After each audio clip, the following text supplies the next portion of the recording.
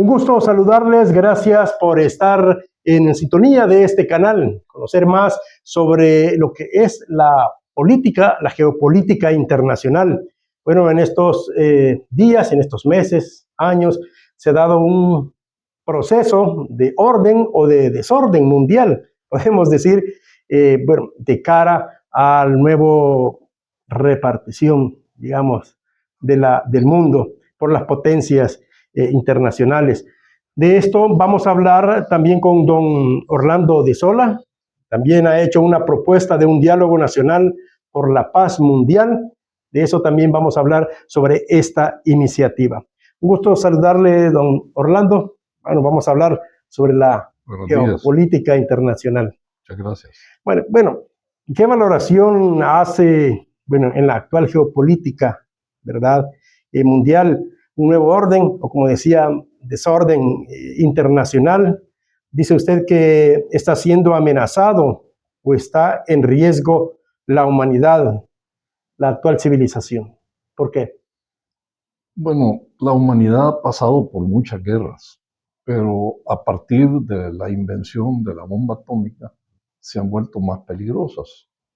Y recuerde que las únicas 2 veces que se han utilizado bombas atómicas al final de la Segunda Guerra Mundial, en Hiroshima y Nagasaki, fueron lanzadas ahí por Estados Unidos. A partir de eso, que fue en 1945, surge lo que llamaron Guerra Fría, que no era tan fría en realidad.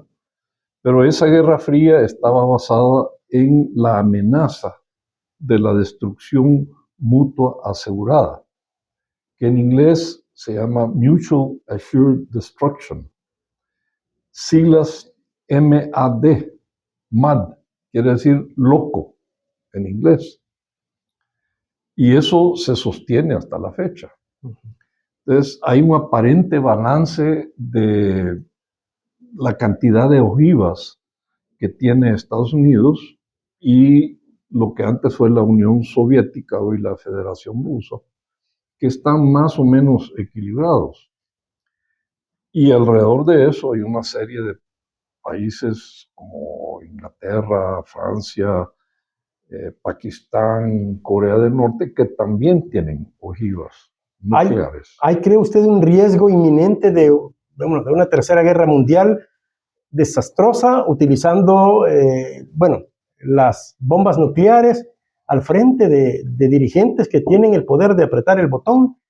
Así es. ¿O solo es un riesgo geopolítico por el momento? No, eso es un riesgo real. Hay un grupo de científicos en Estados Unidos que lanzan un boletín que se llama el Boletín de los Científicos Atómicos. Incluso el reloj también. El reloj está bien cerca de la medianoche. Y no es la primera vez que ha estado así, porque también en el año 62 hubo una crisis de misiles supuestamente nuclearmente armados en Cuba, que amenazaban a Estados Unidos.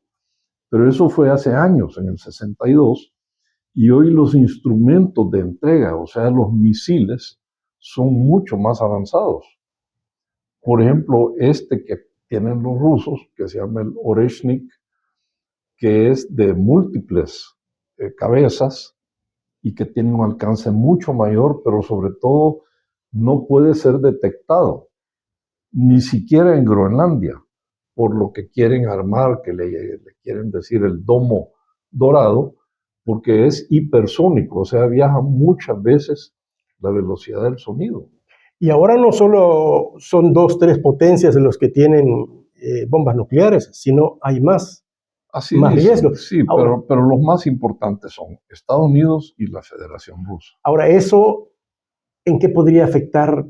Bueno, a la humanidad va a afectar, pero en la región, por ejemplo, ¿cuáles son los efectos? Es que afectaría a todo el planeta Tierra, porque si se desata una guerra de ese tipo, aunque también se pueden hacer ataques nucleares tácticos. Tácticos quiere decir de un alcance reducido. Y bueno, no sé si ha sucedido eso, pero podría ocurrir. Incluso hasta han hecho películas de lo que llaman bombas sucias. O sea que es una bomba que no explota, pero que sí emite radiación y hace mucho daño. Es una película que yo recuerdo que ocurre en Manhattan, en Nueva York, y al final logran pararla, ¿verdad? Pero si a alguien se le ocurrió eso en Hollywood y hace una película sobre eso, quiere decir que hay indicios de que podría ocurrir, ¿verdad? En una mochila la Ahora, llevaban. ¿qué está en la base o en el fondo de este interés de algunas potencias de reacomodar o de repartirse nuevamente el mundo? Al final de cuentas, es una guerra de culturas y de civilizaciones. Entonces, lo que llaman el Occidente, en realidad está representado por la democracia capitalista, que en mi opinión ha dejado de funcionar, porque no significa mucho. Entonces, aunque aparentemente es por territorio o por recursos naturales como el petróleo y el oro de Venezuela, va más allá que eso.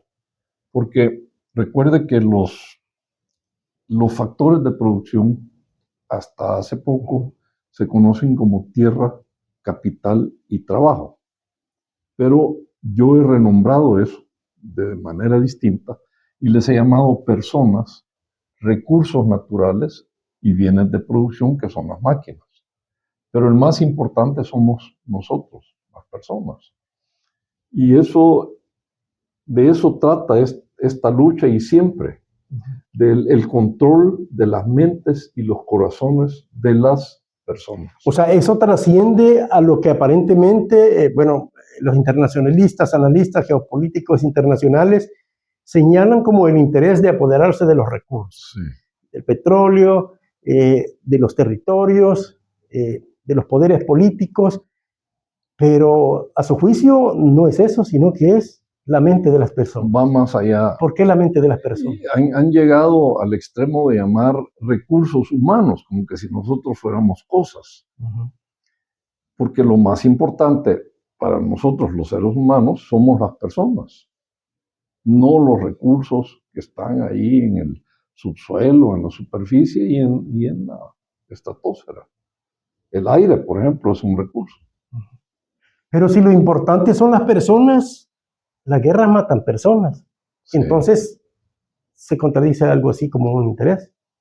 Por eso mi iniciativa que le he llamado Carta a los Salvadoreños, que puede ampliarse, que puede ser. Ahora, se habla también de que estamos en un proceso, bueno, usted dice que lo que interesa a algunas potencias es el ser humano, sí. La mente humana, pero algunos también políticos o internacionalistas hablan de que estamos en el proceso de la decadencia de un imperio hegemónico, después de la Segunda Guerra Mundial, en este caso Estados Unidos, y que ahí es donde está también la lucha internacional de crear, la multipolaridad, o sea, varias naciones dirigiendo el mundo, y no la unipolaridad como Estados Unidos. Mantener su liderazgo, mantener su potencial económico, su influencia mundial, es lo que busca Estados Unidos para mantenerse, y algunos dicen esa es la lucha actual, mantener su poderío en contra de la corriente de desplazarlo como una potencia o como un imperio. ¿Cómo lo ve usted? La humanidad es más importante que la polaridad, ya sea multi o unipolar. Y eso es lo que no están viendo los líderes mundiales. Pero hay unos peores que otros. Hay unos que son más agresivos que otros. Entonces, lo que hay que encontrar es algún tipo de entendimiento entre no solo estos grandes líderes de los mega imperios, sino que a nivel micro. Y esa es la propuesta que la vamos a conversar. Vamos a hablar. En estos momentos queremos entender su visión, su opinión sobre qué está pasando en el mundo. Bueno, lo más reciente es la intención, digamos, el interés de Estados Unidos de apoderarse de Groenlandia. Habla de los recursos, del petróleo incluso, en contra de la misma OTAN, de los países de Europa que ya también están mandando sus fuerzas militares a esa zona.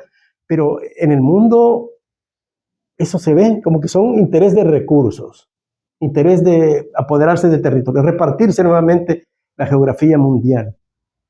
Eso es lo que aparentemente vemos. Bueno, realmente se ve en principio. Sí, esa es la impresión que da, pero no es solo Groenlandia lo que pretenden, sino que es todo lo que ellos llaman el hemisferio occidental, que yo llamo el continente americano, porque así creo que nos enseñaron a todos en la escuela. Pero el imperio, hoy dirigido por este señor que está hoy de moda, en su turno, ellos lo llaman hemisferio. Hemi es la mitad y esfera es el globo, pero ellos lo están viendo en el sentido norte y sur.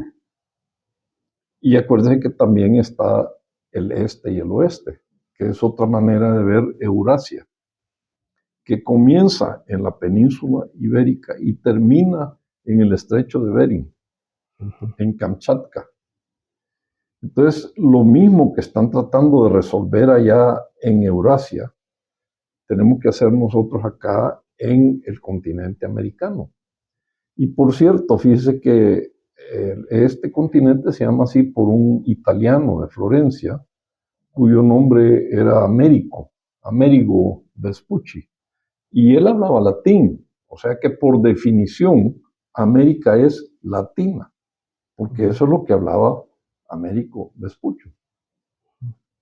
Ahora, no hablaba inglés. No hablaba inglés, sino que... Ni ruso, ni chino.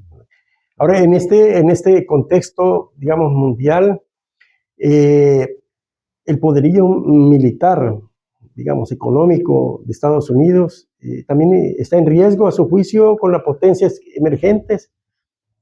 Por ejemplo, los BRICS, son grupos de países como China, Rusia, India, Brasil en la región. Desafortunadamente, el poderío militar cuenta más de lo que debía, porque el poder no es la fuerza bruta, y menos dirigida por demagogos. Yo creo que el poder reside en un sentimiento que nosotros reconocemos como el amor, que es lo único que puede borrar el rencor. Y lo peor es que el rencor que tienen algunos líderes, o la envidia, o el odio, eso no lo tienen las gentes que están sometidas a esos imperios, ¿verdad? Porque la gente lo que quiere es paz. Ahora, usted habla, me llama la atención eso de que el interés es la mente humana. Bueno, esto también está relacionado, si lo vemos desde ese punto de vista, con, por ejemplo, el desarrollo de la inteligencia artificial, la neurociencia y todo lo que está avanzando. ¿Por qué la mente humana y qué civilizaciones son las que se van a sobreponer sobre otra? ¿O qué, yo esperaría qué ganamos, que o qué perdemos? Haya una especie de entendimiento entre culturas y civilizaciones, y que dejemos de lado los vicios, como la codicia, la soberbia, la envidia, y adquiramos virtudes como la prudencia, la justicia y demás. Pero eso no es lo que está sucediendo. Por eso es que he escrito esa carta. Ahora, si lo vemos desde el punto de vista religioso, por ejemplo, le preguntamos a una persona cristiana que andan predicando, nos dice de que esto ya está escrito y que las profecías así lo dicen, que se levantarán naciones contra naciones y que habrá guerra previo a la segunda venida de Jesucristo. ¿Tiene esto que ver también relación, si lo vemos desde el punto de vista también religioso, la conquista de la mente, de los recursos? Y así lo ve mucha gente, ¿verdad? Porque la gran mayoría son religiosos. Pero yo recomendaría buscar lo espiritual, que es un poco más arriba del ritual y de la liturgia y de todas esas magias que hacen en las sinagogas, en las iglesias y en las mezquitas también. Hay que buscar la espiritualidad que algunos llaman el misticismo. Y no es fácil de encontrar, la verdad, pero es lo que yo recomiendo, ¿verdad? Salir del ritual y posiblemente de la idolatría, porque las religiones se prestan mucho a eso, a la idolatría, que es adorar cosas o imágenes de cosas. Por ejemplo, el billete verde, aquí hay mucha gente que adora el denario llamado ahora dólar. Eso es una forma de idolatría, de la cual tenemos que ir saliendo. Pero las guerras también se generan, de acuerdo a algunas opiniones, por ejemplo, por la religión, Sí. por los territorios, por el dinero, la codicia, usted dice así en términos ya más humanos, más personales, el agua incluso, el petróleo, o sea, esos son factores generadores de guerra. Sí. Y de intereses. Y eso es lo que no deja tranquila a la humanidad en muchos casos. Pero no justifican las guerras. O sea, el agua es necesaria, es una de las necesidades más básicas. No podemos vivir sin agua, sin aire, ni alimentos. Pero eso no justifica agredir al otro.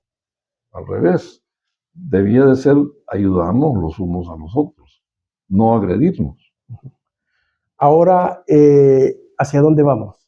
De acuerdo bueno, a los hechos que se están dando en el mundo, ¿hacia dónde cree usted que va la civilización o llevan a las civilizaciones algunos dirigentes mundiales? Estamos en medio de una guerra no nuclear que tiene 3 frentes. Uno en Ucrania, el otro en Palestina, y ahí se acaba de abrir el frente venezolano, ¿verdad? Pero también podrían abrirse nuevos frentes, por ejemplo, en Taiwán o en Groenlandia. En el Medio Oriente también hay tensiones. Hay posibilidades de que broten frentes limitados, pero que fácilmente pueden escalar a un nivel superior y nuclear. Y ese es el gran peligro. Lo cual no quiere decir que debemos de seguir luchando en esos lugares que le acabo de mencionar. Al revés, hay que ir terminando esa guerra. ¿Y por qué no lo entienden las potencias? O si es que los dirigentes actuales, o si es que ellos realmente tienen el poder, o hay un infrapoder. Eso iba a aclarar, no son las potencias, son los actuales líderes, unos de los cuales son más sabios que otros, ¿verdad? Y debajo de ellos realmente está otro poder. Se dice que hay un estado subterráneo, no solo en Estados Unidos, sino que en todos lados, alrededor del monarca o el presidente, siempre hay un entorno. El primero es el familiar, el primer círculo, después el de amistades y después la parte política manifestada en estos días a través de partidos. Pero para mí los partidos hacen eso, parten, dividen. Y de lo que se trata es de unirnos, no de dividirnos. Ahora, don Orlando, vamos a hablar sobre la propuesta, ¿verdad? La iniciativa que usted... Pero antes de eso, quiero brindar por usted. Muchas gracias. Y por la humanidad. Igualmente. Claro. Muchas gracias. Sí. Usted ha sacado, bueno, una iniciativa, es una propuesta, un diálogo nacional por la paz mundial. Bueno, en este contexto ha propuesto esta carta. En otros aspectos argumentas que El Salvador y el mundo entran en un momento crítico que exige reflexión y acción colectiva. Y proponemos un diálogo nacional por la paz mundial, dice. ¿Cuál es el objetivo, los propósitos de esta iniciativa, de esta propuesta? Evitar una catástrofe como la que le dije antes, de tipo nuclear, donde se podría extinguir la vida en la Tierra. O sea, ya varias veces hemos pasado por procesos de extinción, en otros casos por meteoritos o por fenómenos. Eso quiere decir que el riesgo de la humanidad siempre está, ya sean los fenómenos naturales, los meteoritos, pero en este caso es una acción humana que se puede evitar. Es cierto. Y le están echando la culpa del cambio climático al ser humano. Pero no estamos muy seguros de eso, porque, por ejemplo, han habido 5 glaciaciones que se saben anteriores a la última, que es pues, donde pudieron pasar los humanos por el estrecho de Bering, que estaba congelado. Y se supone que por ahí es que fue poblado este continente. O sea, han habido fenómenos naturales y que han extinguido, por ejemplo, los dinosaurios. Se extinguieron, dizque, por un meteorito que cayó en lo que ahora es el Golfo de México, ahí por la península de Yucatán. Y hay bastante evidencia de que eso sucedió hace muchos años, ¿verdad? Pero nunca el factor humano ha tenido la posibilidad de suicidarse. Y con las herramientas o las armas que hoy tiene. Es que eso es lo terrible, ¿verdad? Que en lugar de invertir en más armamento y en más destrucción, debíamos de estar dedicando ese dinero, que es un montón de dinero a nivel mundial, a, por ejemplo, salud o mejor educación, o a otras cosas por la vida, no por la muerte. Ahora, este diálogo, ¿cómo se operativizaría? ¿Qué tipo de, por ejemplo, contenido usted sugiere para que se vaya abordando y desde El Salvador hacia el mundo? Es que El Salvador, porque aquí vivimos nosotros y porque es más pequeño, eso nos da una ventaja sobre lugares como México, que son mucho más grandes, ¿verdad? Pero ese diálogo debe de comenzar por una reflexión personal, donde cada quien debe reflexionar sobre qué es lo que está pasando y qué se puede hacer. El paso siguiente sería un diálogo, no una disputa, como suele suceder en las redes sociales. Porque un diálogo implica digamos, una buena conexión entre los que dialogan. Por ejemplo, acá, este es más que una entrevista, es un diálogo, ¿verdad? Pero aquí la gente cree que un diálogo es un debate o un pleito. Entonces, hay que evitarlo. Y yo me baso en los diálogos de Platón, que él habla de la mayéutica, quiere decir buscar hacer parir la verdad. Y es que Platón les puso así a sus diálogos, que son muy buenos, hay que leerlos, porque su mamá era una partera. Y entonces la mayéutica es la palabra griega para hacer parir, nada más que en este caso la criatura es la verdad, no la falsedad como casi siempre ocurre. Ahora, y en este caso sería, digamos, hacer parir la verdad o hacer parir la voluntad de querer parar la amenaza. Sí. ¿Cómo llegar a eso? Bueno, lo primero que propongo es construir un puente cultural en Mesoamérica. Pero Mesoamérica incluye México, Centroamérica y buena parte de lo que hoy es Estados Unidos. Desde Florida hasta California era de México y antes español. Pero como Estados Unidos invadió México en 1848 y le quitó más de la mitad del territorio, ahí quedaron un montón de mexicanos y sus descendientes. Y yo creo que hay ahorita más latinoamericanos, porque me gusta más el término Latinoamérica que Hispanoamérica, es más amplio. Ahora, don Orlando, ¿cómo mover también las voluntades de los actuales dirigentes de América, de Latinoamérica? Por ejemplo, recientemente, bueno, se ha conocido la CELAC, por ejemplo, hay una unión de países latinoamericanos que no ha dado muchos resultados, incluso han heredado, digamos, la dirección de esto y los presidentes no han logrado unificar criterios para hacer una posición sobre la guerra. Porque son uniones basadas en naciones y el Estado Nacional, en mi opinión, va en declive. Y eso los estados nacionales se supone que nacen en la Paz de Westfalia en 1648.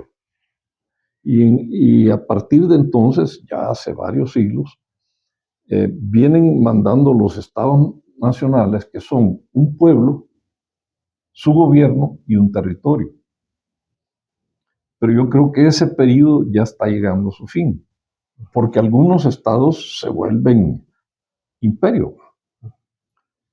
Y la solución a esta, digamos, agresión imperial es minimizar el estado y retornar al municipio. Entonces, a su juicio, ¿quiénes, de acuerdo a esta propuesta, quiénes deberían liderar ese diálogo nacional, regional, por la paz?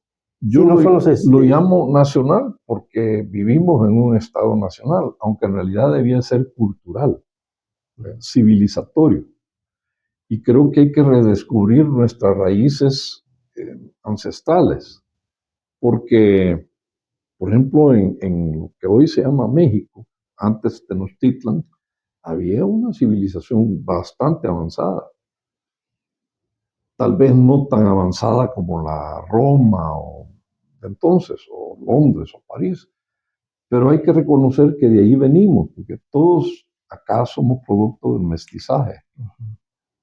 Entonces, en un diálogo, suponiendo avanza, hay conciencia, incluso hay adhesiones a la carta que usted ha publicado, ¿qué se pediría y a quiénes y cómo? Por el momento hay que hablarle a los líderes mundiales, sobre todo a los más agresivos, uno de los cuales lo tenemos al norte. Pero acuérdense que estos son pasajeros, son temporales, y hay que ver el largo plazo. Entonces hay que hablarle a la gente, a los pueblos. Y como hay casi 70 millones de latinos en Estados Unidos, hay que hablarle a ellos. Igual que los que están en Sudamérica y algunos cuantos que también viven en lo que hoy llamamos Canadá, en la provincia de Quebec. Hay como 7 millones de francoparlantes, que para mí también son latinos porque el francés deriva del latín, igual que el español y el portugués. Ahora, bueno, hace años también hubo bastantes iniciativas. Bueno, recientemente también hemos visto el pronunciamiento del Consejo de Seguridad de Naciones Unidas, donde están en el concierto de las naciones, del Vaticano, de muchas organizaciones pidiendo por la paz. Incluso se me ocurría también, a veces lo hacen en son de broma cuando entrevistan algunas mises que dicen, voy a luchar por la paz mundial. No las conozco. Es vigente, digamos, esa solicitud, esa demanda, que siempre pero no han habido hay un clamor por la paz, porque es natural sobrevivir, no morir.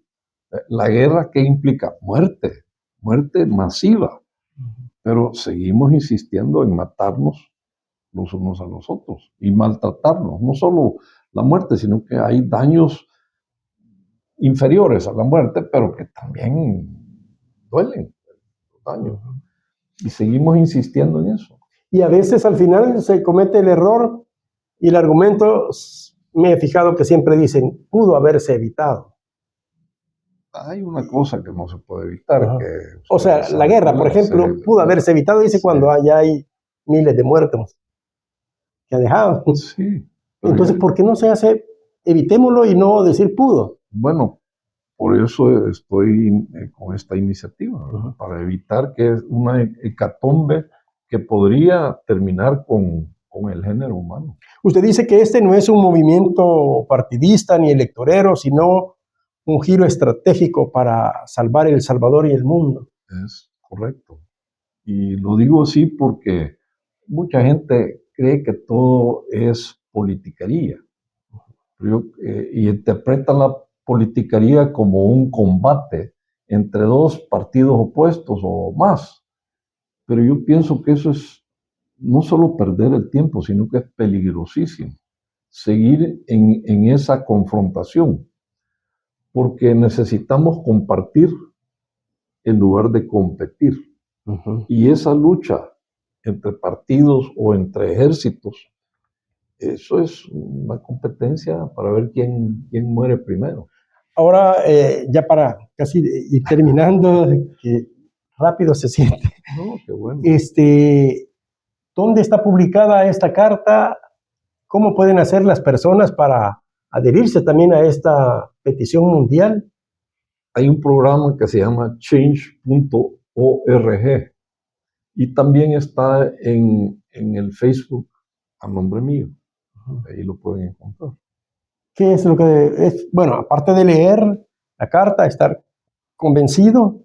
No, si usted quiere suscribirse y si no, también con solo participar es importante, ¿verdad?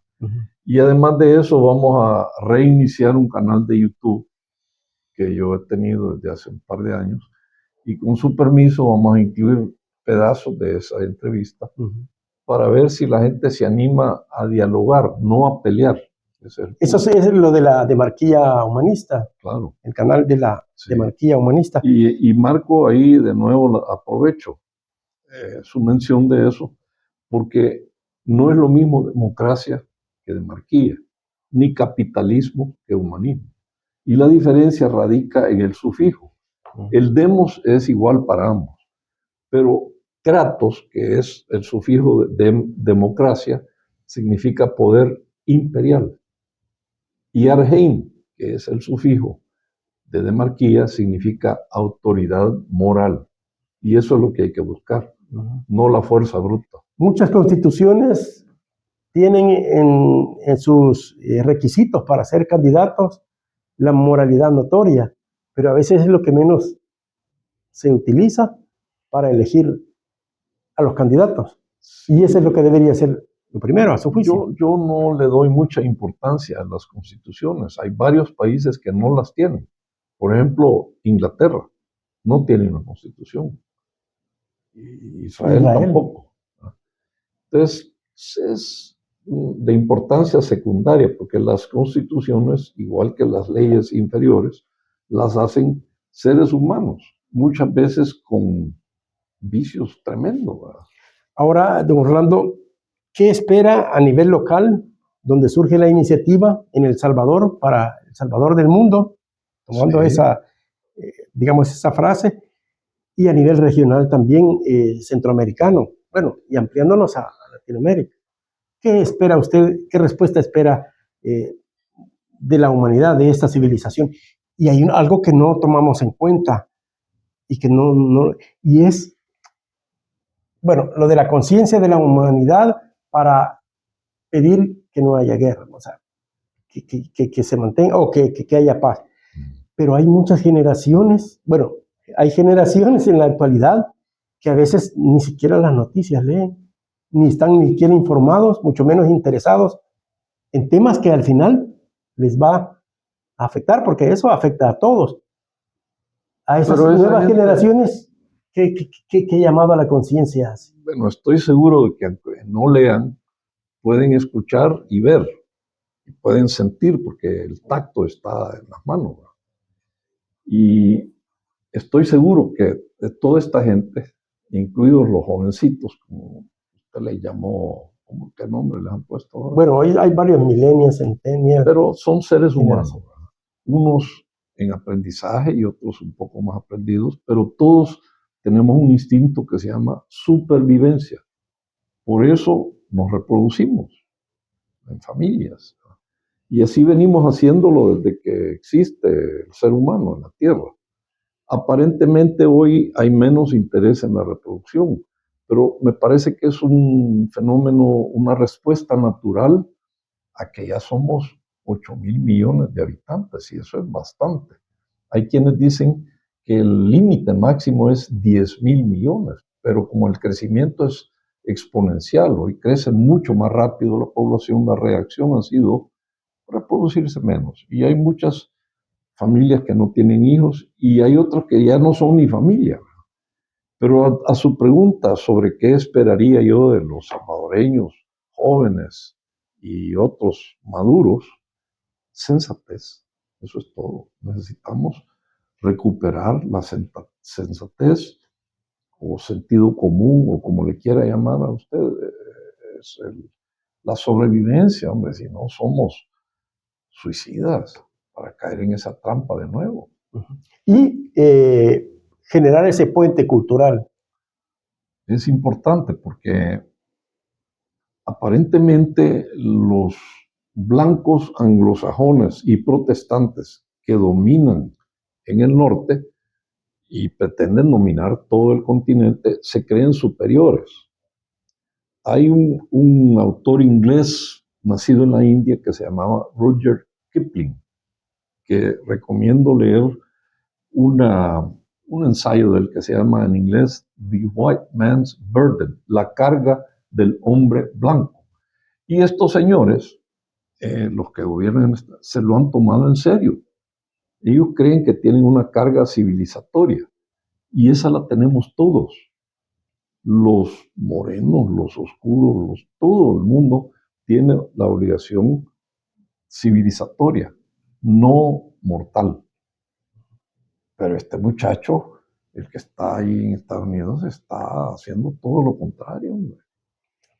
Bien, reiteramos la invitación, el llamado a la población de El Salvador y del mundo para que se una también a este diálogo nacional por la paz mundial. Muchas gracias, Luis. Bueno, muchas gracias a ustedes y les invitamos a que continúen en este canal y que también vean más entrevistas importantes e interesantes para el bien de El Salvador y del mundo. Gracias.